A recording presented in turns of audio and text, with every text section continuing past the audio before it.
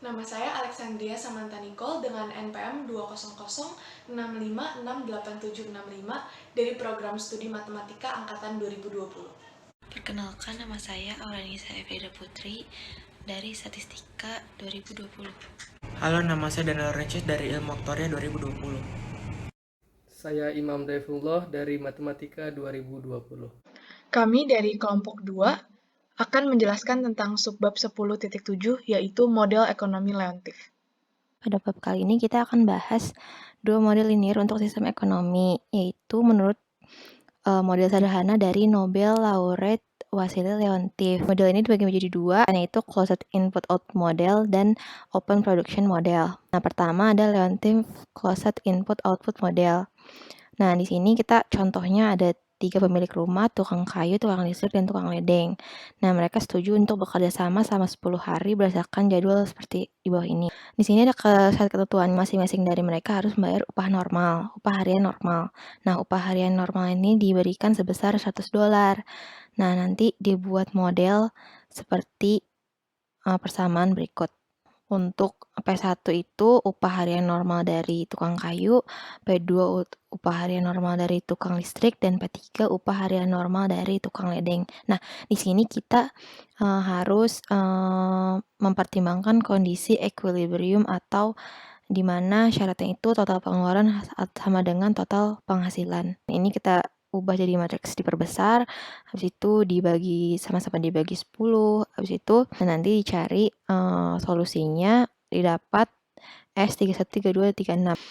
Nah, di sini juga kita masalahnya adalah kita harus menentukan harga yang cocok untuk keluaran agar total pengeluaran dan pemasukan sama. Nah, untuk setiap perusahaan K misalnya menghasilkan output berupa barang atau jasa ditetapkan untuk PI-nya bisa dilihat. Nah, nanti dari penjumlahan di atas itu maka dibentuk harga vektor sebagai berikut. P sama dengan bisa dilihat dan untuk matriks input-outputnya juga bisa dilihat seperti pada contoh persamaan matriks dipenuhi sebagai berikut. Nah, persamaan 2 ini bisa dilihat dan persamaan 3 bisa dilihat. Nah, di mana di persamaan 3 ini merupakan sistem linear homogen untuk harga vektor dari P. Hanya akan mempunyai solusi non-trivial jika dan hanya jika determinan dari matriks identitas dikurangi matriks input-output adalah 0. Teorema 10.7.1. Jika E adalah exchange matrix, maka EP sama dengan P selalu memiliki solusi non-trivial P yang mana entry-entry-nya bernilai tidak negatif. Yang kedua, carilah solusi dari exchange matrix berikut ini. Karena EP sama dengan P merupakan persamaan untuk sistem linear homogen untuk harga vektor P, hanya akan mempunyai solusi non-trivial jika dan hanya jika I kurang E dalam kurung P sama dengan 0, maka diperoleh seperti ini. Lalu dilakukan eliminasi Gauss sehingga kita dapat solusi umumnya P sama dengan S01, di mana S ini adalah konstanta yang selalu berubah-ubah, dan kita mempunyai solusi non-trivial P besar sama dengan 0 untuk S besar 0. Contoh 3, carilah solusi dari exchange matrix berikut ini.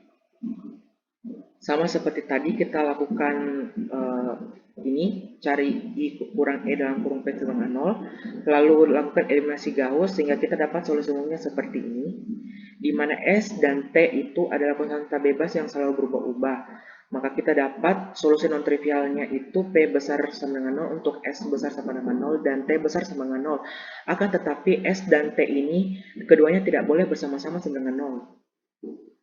Teorema 10.7.2. Misalkan E adalah exchange matrix sedemikian sehingga untuk beberapa bilangan positif M, semua entry dari E pangkat M adalah positif.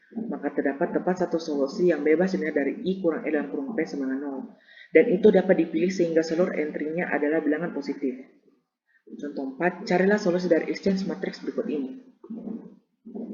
Karena E besar 0, E pangkat M besar 0 dalam teorema 10.7.2 terpenuhi apabila M sama dengan 1. Akibatnya kita dapat jamin bahwa tepat suatu solusi bebas linear dari I kurang E dan kurung P sama 0. Dan itu dapat dipilih sehingga P besar 0. Maka dari itu kita temukan solusinya adalah P sama dengan 313236. Selanjutnya Leontief Open Model. Berbeda dengan model Leontief tertutup, model Leontief terbuka adalah model yang digunakan untuk menganalisis input dan output dalam suatu sistem ekonomi dengan tujuan akhir memenuhi permintaan pasar di luar industri.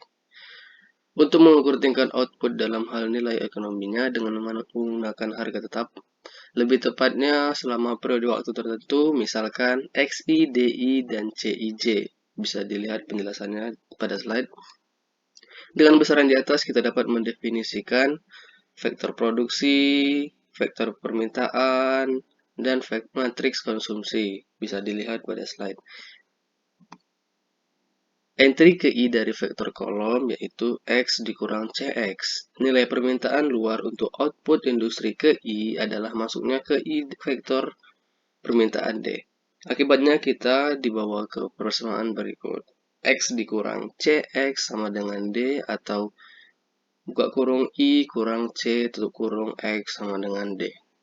Selanjutnya contoh 5, soalnya bisa dilihat pada slide. Penyelesaian contoh 5 adalah untuk periode 1 minggu kita misalkan X1, X2, dan X3. Bisa dilihat pada slide.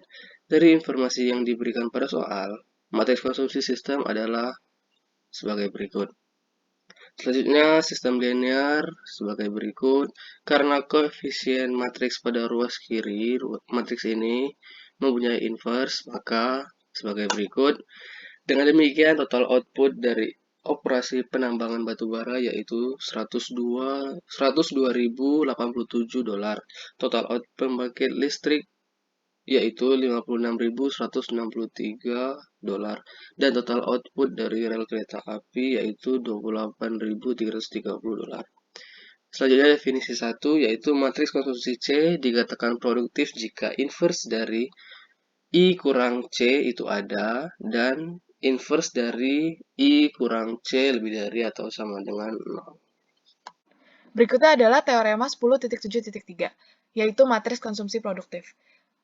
Matriks konsumsi C dikatakan produktif jika dan hanya jika ada beberapa vektor produksi X lebih besar sama dengan 0, sedemikian sehingga X lebih besar dari CX. Misalnya ada matriks C di mana semua jumlah barisnya kurang dari 1. Jika nilai entry pada X semuanya adalah 1, maka CX adalah vektor kolom yang nilai entry-nya adalah jumlah baris tersebut, yaitu tadi kurang dari 1.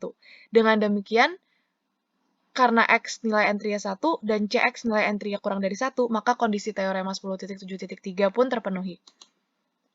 Akibat yang dibentuk oleh teorema 10.7.3 ada dua. Yang pertama adalah akibat 10.7.4, yaitu matriks konsumsi produktif jika masing-masing jumlah baris dari matriks tersebut kurang dari 1.